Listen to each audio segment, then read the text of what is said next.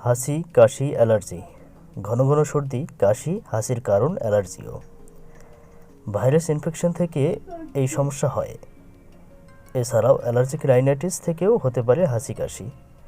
বর্ষাকালে, শীতকালে এই কারণে সর্দি, কাশি হয়। এছাড়া ইনফ্লুয়েঞ্জা ভাইরাস থেকেও হতে পারে। অ্যালার্জিক রাইনাইটিস দুই ধরনের: সিজনাল রাইনাইটিস ও পেরিনিয়াল রাইনাইটিস। সিজনাল রাইনাইটিসেই বেশিরভাগ মানুষ আক্রান্ত হয়। সারা দেশে 600 মিলিয়ন মানুষ এই অ্যালার্জির সমস্যায় ভুগছেন। ধুলো, ফুলের রেণু থেকে এই অ্যালার্জি হয়। পেরিনিয়াল রাইনাইটিস সারা বছর ধরেই চলে। ঘরে জমে থাকা ধুলো যার মূল কারণ। ঘরের ধুলোয় মিশে থাকে বিভিন্ন ফাঙ্গাস, পতঙ্গ, যা শ্বাস প্রশ্বাসের মাধ্যমে শরীরে প্রবেশ করে অ্যালার্জিকে রাইনাইটিস তৈরি করে। শ্বাসের মাধ্যমে অ্যালার্জেন্স শরীরে পৌঁছলে অ্যালার্জি হয়।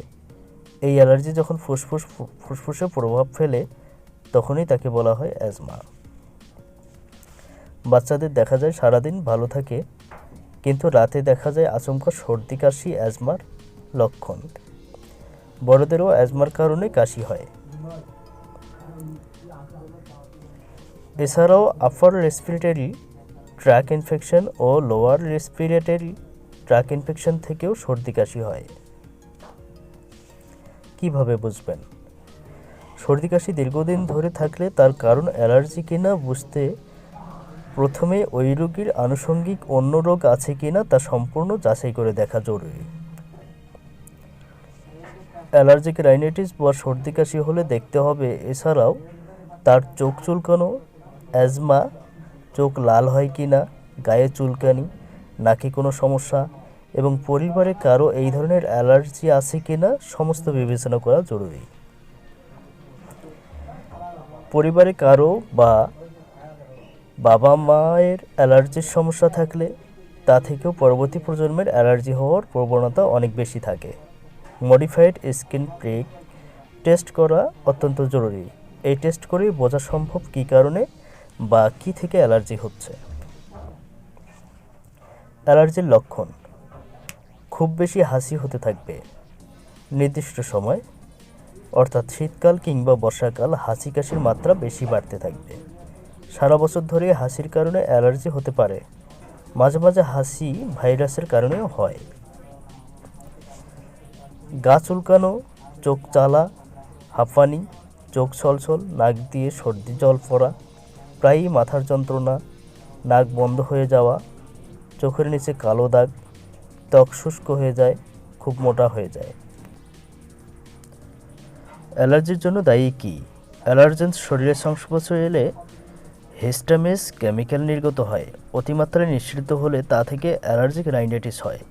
ভাসমান ধূলিকণা, ঘরে জমে থাকা ধুলো, মাকড়সার জাল, আরশোলা, বিভিন্ন ফুলের রেণু, কুকুর বিড়ালের লোম, কটন ডাস্ট, বালিশ, বিছানার তুলো, বিভিন্ন রকমের খাবার থেকে জিন ঘটিত কারণ।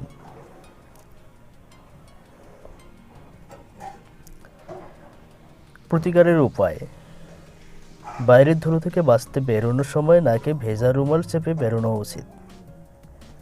অ্যালার্জির সমস্যা থাকলে সকালে বাইরে বেরিয়ে এক্সারসাইজ না করাই ভালো। ঘরের কার্পেট, বিছানার তোশক পরিষ্কার করা উচিত। যাদের ফুলের রেণু থেকে অ্যালার্জি হয় তাদের সবসময় ঘরে জানালা, দরজা বন্ধ রাখা উচিত। ঘরে এয়ার কন্ডিশন চললে ভালো। দূষণের কারণে ফুলের রেণু থেকে অ্যালার্জিক মাত্রা ক্রমশই বাড়ছে।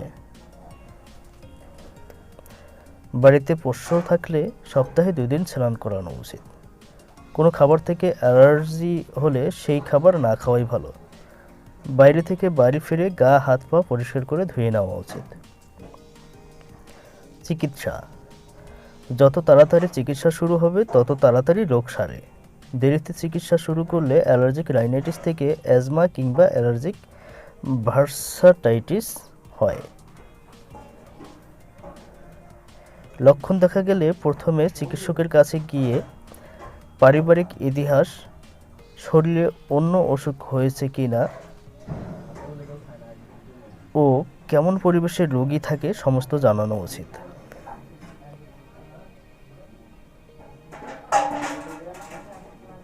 লক্ষণ অনুযায়ী চিকিৎসক নাকে স্প্রে ও অন্যান্য চিকিৎসা করতে পারেন। অ্যালার্জি ধরা পড়লে তার মূল চিকিৎসা স্পেসিফিক ইমিউনোথেরাপি। 3 থেকে 5 বছর ধরে এই ট্রিটমেন্ট করা হয়। যত তাড়াতাড়ি চিকিৎসা শুরু হবে, রোগ সারবেও তত তাড়াতাড়ি। বাচ্চাদের ক্ষেত্রে রোগ সেরে যাওয়ার সম্ভাবনা অনেক বেশি।